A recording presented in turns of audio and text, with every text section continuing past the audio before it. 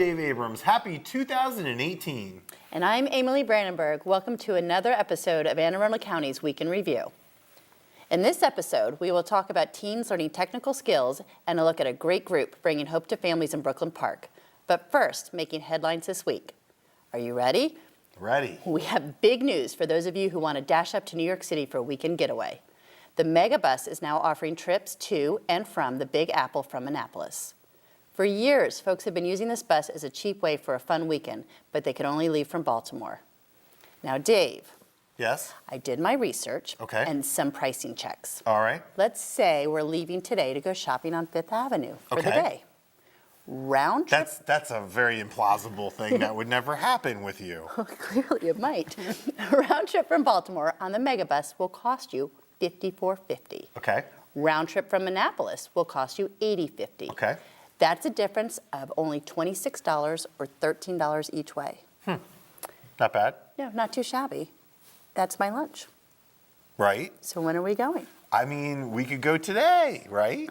Today's the first day on the Megabus. Have you ridden the Megabus before? No, but I'm in. You have not. Ew. It's not bad. It's a good price, right? I mean, for round trip for under $100 to New York City, Annapolis to New York City, boom. It's unbelievable. And you don't have to worry about traffic. You just can sit there, read a book, do whatever you might want to do. I'm telling you, people online are fired up about this. They are? It's like it went viral. Can you believe that? I can. So what is your favorite thing to do in New York City? Do you like to shop on Fifth Avenue? I do. What do you like to do? I do like to shop up in New York City. Yeah. But I will tell you, years ago, dating myself, but I ran almost all, I didn't finish it, of the New York Marathon. So I've done most of the boroughs. Let me guess, you stopped for bagels. Stopped. Halfway. Sort of, yes. At 17 miles, I got insanely hungry, and I stopped for a buffalo chicken wrap, and it was really hard to run afterwards. So. It happens. I know. The food in New York City is so good that I you know. can't finish the marathon. I personally would have stopped for pizza or corned beef. Well, I stopped But at it. I'm sure a buffalo chicken wrap was also It very was. So delicious. I ate that, and then I walked for a couple miles, and I thought, forget it, I'm done. Anyway, that being said, I was able to see most of the boroughs on foot, and hands down, Brooklyn is my favorite, and that is what. Brooklyn? Yes. Interesting. Love Brooklyn, and would do my shopping there. Interesting. Yes. So real quick, the marathon was down what road? What main street was it? Like Fifth Avenue or like across the Brooklyn Bridge or what was the? Do you remember? Golly, Was probably it like 8 or 9 across years the ago. bridge? No. Oh, we're gonna have to look this up. Yeah, I will. No, you go through Queens, you go through Brooklyn.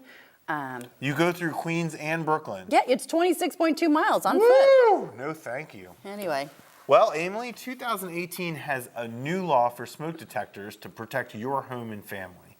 Starting right now, the state wants you to replace your battery-only operated detectors with the 9-volt batteries, the old ones, with new 10-year long life battery models. Did you know about this? no. Did you know this is a thing? No, I did not know about it at all. I know. Well, apparently you can get the new 10-year sealed alarm for about $15, no big deal. You don't have to replace the batteries, and that means no low battery chirps. Everyone's life has improved because there's nothing worse than when that thing's chirping and you don't want to get up there on the ladder, but it's chirping and you let it go and you try to ignore it and you just can't. And it only starts always at 2 in the morning. It Right. never is like during the regular part of the day. Exactly. Yeah. The day before you have to meet with the boss or something and you're all stressed out. Yep. The state also wants you to replace any smoke alarms when they're at least 10 years old, so that's probably most of us, and you can find the manufacturing date on the back of your smoke detector. Go out to your favorite retailer and get your new smoke detectors now, Emily. Go get them now. The Maryland General Assembly is back in action this week for its... Oh boy, that's gonna be rough. Here we no, go. I'm sure it'll be fine. Yes. Back in action this week for its annual 90-day legislative session in Annapolis. Mark your calendars for Wednesday, January 10th. You got it? Got it. Things are going to get pretty busy downtown, so guard your favorite parking spot now. And in case you didn't know, this is an election year, so expect some surprises coming out of this session. Chase Cook of the Capitol had a nice little list of bills sponsored by our local representatives, and here's a look at just some of them. Senator John Astle had a $160,000 bond bill for the Lighthouse Shelter. Senator Ed Riley had $500,000 bond bill for the Arc of the Central Chesapeake region. Speaker Bush is co-sponsoring legislation that allows rape victims to terminate the parental rights of their rapists, so that's a good chance of passing. Yep. Whenever the speaker co-sponsors, that means Yep, rule Yep. number 1. The 90-day session ends on April 9th, so be sure to start researching the bills as soon as you can. It happens very fast. You can also find more at mlis.state.md.us. You excited for the session? I mean, what could go wrong? Yeah, here we go. It's always, you never know what to expect, but I would say after many years of going through this, that election years, they call it the silly season for a reason. I understand. And it's going to be all out, there's going to be a lot of backbiting this year, I think. A lot of people trying to make a name for themselves, a lot of partisanship.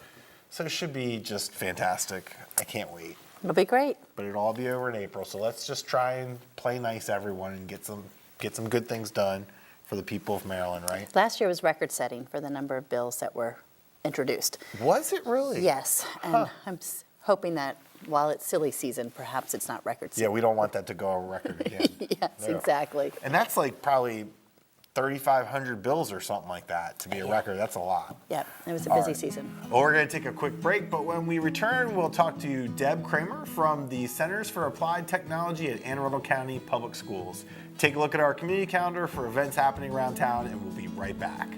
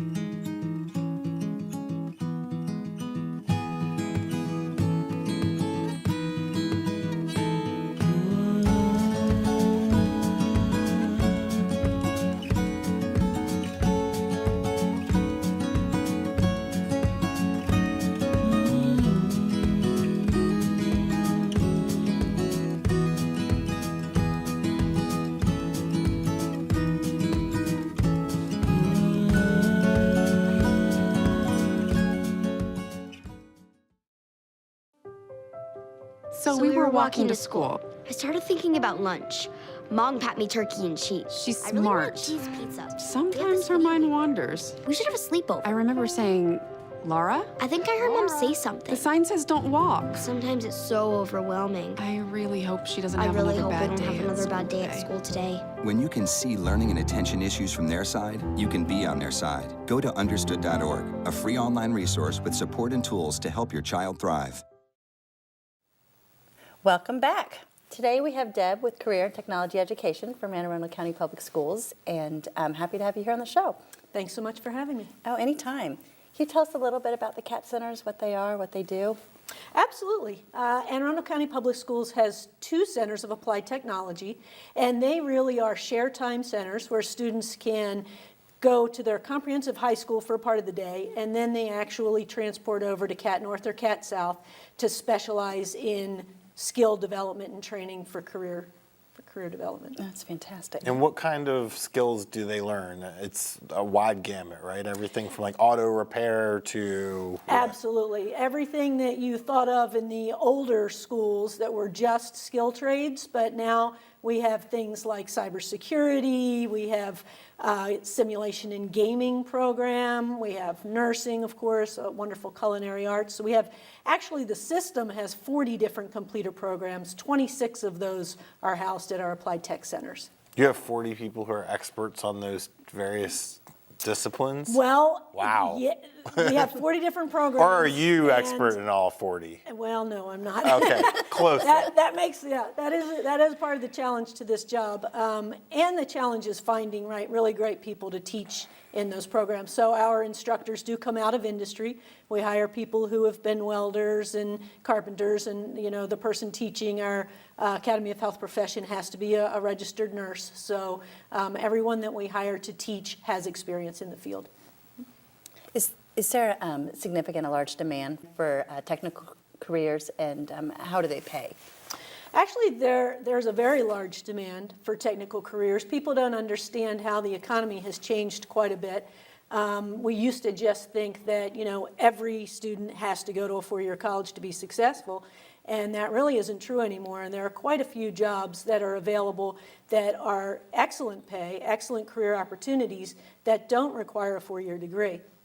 And it really helps students, I think, to get some experience while they're in high school, really see if it's what they want to do.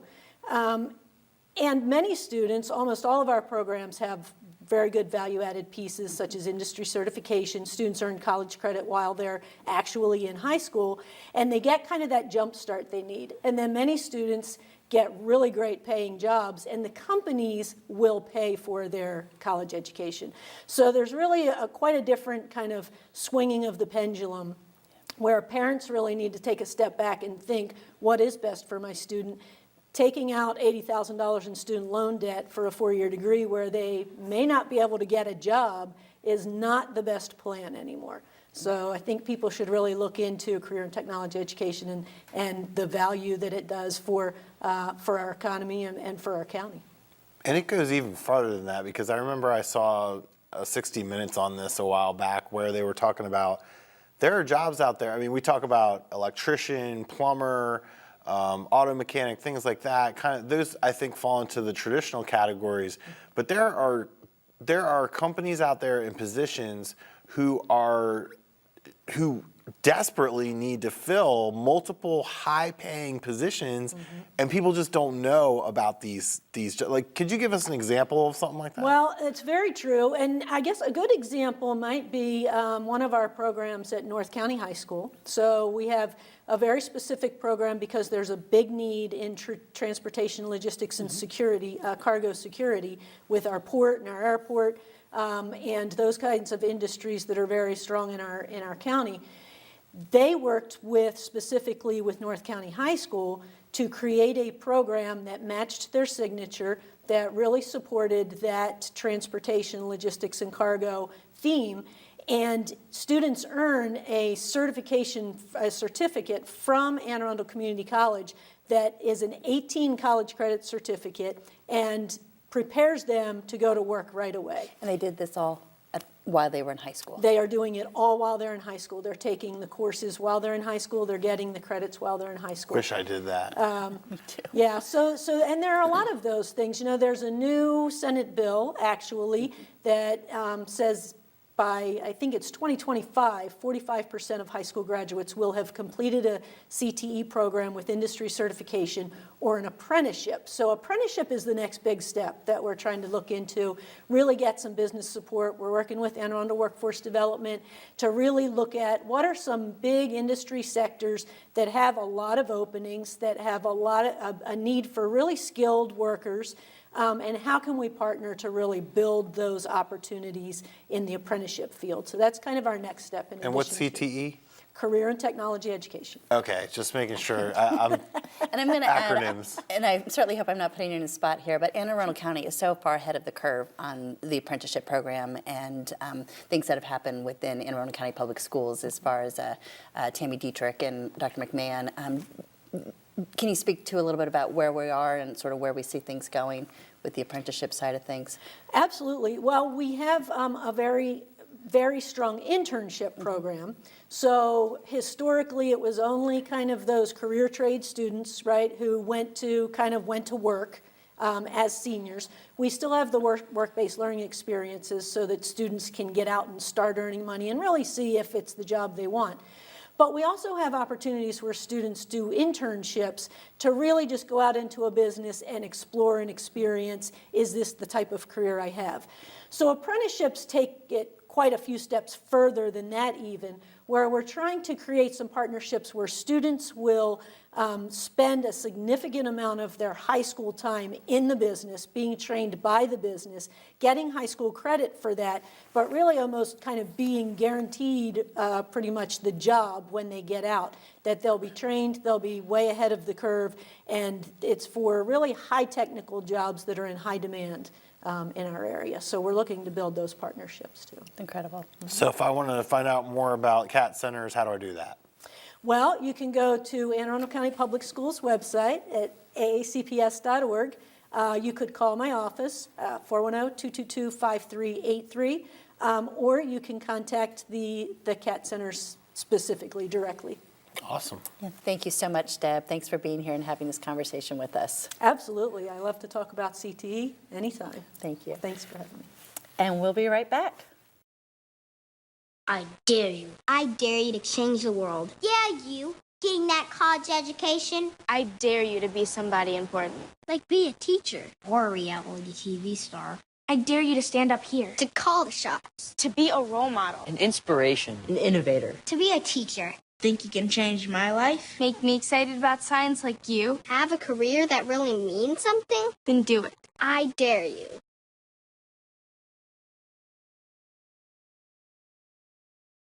Welcome back. Community of Hope is doing some great things up in Brooklyn Park. Pat Daly is there with the director.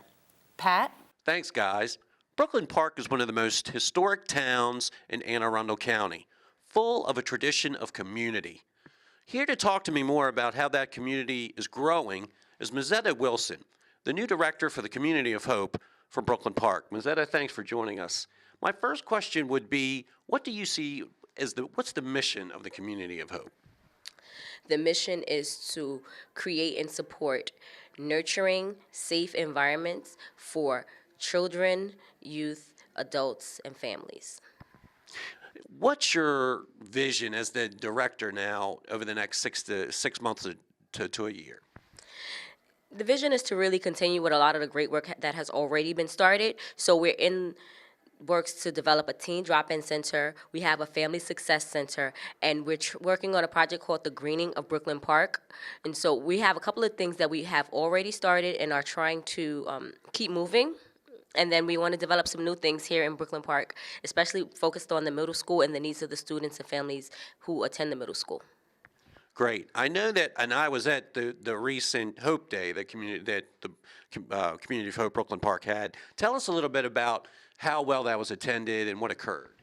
Oh my God, that was an amazing event. We had over 100 families. We had young people there. They received costumes. There was face painting. And we had a number of providers, at least 50 providers, who came out and really showed the community support and gave people the opportunity to access resources and get information for future and for things that they may need or that their neighbors might need. And so the children had a good time. Families were playing together. It was an opportunity for multi-generational activities to happen. Art Sherrod came out. He's from the area, and he did an amazing job. He played with the kids. He taught the kids some musical games. And then he also performed an entire concert where the families were dancing together and having a really good time. Yeah, it was a great event. There's no doubt about it. Now, how can we learn more about what you're planning? How can we find out more information? And can you give us at least one event that we can look forward to? Okay, yeah. So we have a baby shower coming up in March, and it's going to be in collaboration with the Brooklyn Park Library. And so that's one that everyone should be looking out for. But you can always find out more information about what we're doing on our Facebook page, the Anne Arundel County Partnership for Children, Youth, and Families. And we also have a Twitter, so we're all over social media, and we have a website coming soon. Well, thanks, Ms. Ed. I really appreciate you spending some time with us today. You have an important task ahead of you, and we appreciate you doing it. Strengthen community, that's what it's all about here in Brooklyn Park. Back to you guys. Thanks, Pat. So, welcome to the show once again. Very good job. Very happy to be hosting for Kristen. Yes, Kristen is getting hitched this week. So it will be Mrs. Wilma Curry, Mrs. Kristen Lagana McCurry, something like that. That's But really we wish all exciting. the best to the happy couple. Yes. They're super cute and super adorable. It's unbelievable. It's overwhelming at times. But we're real happy for them, and we wish them a lifetime of happiness, Yes. right? Yes. So, but we have a fun little behind the scenes for you. Ainley lost her children while we were taping the show. Tell us about that. Do you know where your children are right now? I feel like lost is a very strong word. It is kind of. I go over the top Yeah, sometimes. they're just shortly misplaced. Just briefly misplaced. Yes. Briefly not with us. Correct.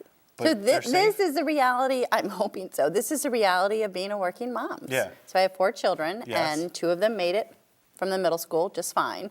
And 2 of them were getting picked up from a friend of mine from the elementary school, except for she hasn't found them. Wow. So, at some point, I have my phone. Do you need to get that? I would like to, just to make sure it's cold outside, and I want to make sure that they are, in fact, at home. And now Doing that homework. and now that we're finished taping the show and it's actually much later, we can say, congratulations, surprise, the kids are fine. We found them. They're Yes, doing yes. just great. They were never in any danger. And shout out to Priscilla Burkhart. Good job. You saved those children. Thank you, Jazzy P. Well, we appreciate it, and please come on the show anytime. Thank you. Maybe even next week. I'm hoping. Next What week. will I wear? I don't know. I Very can't wait for that exciting. conversation. That wraps up this week's edition of Week in Review. You can watch this episode and archived episodes online anytime on Facebook or YouTube by simply searching for Arundel TV. Please tune in again next week for more highlights and news from around the county, and we'll see you next time.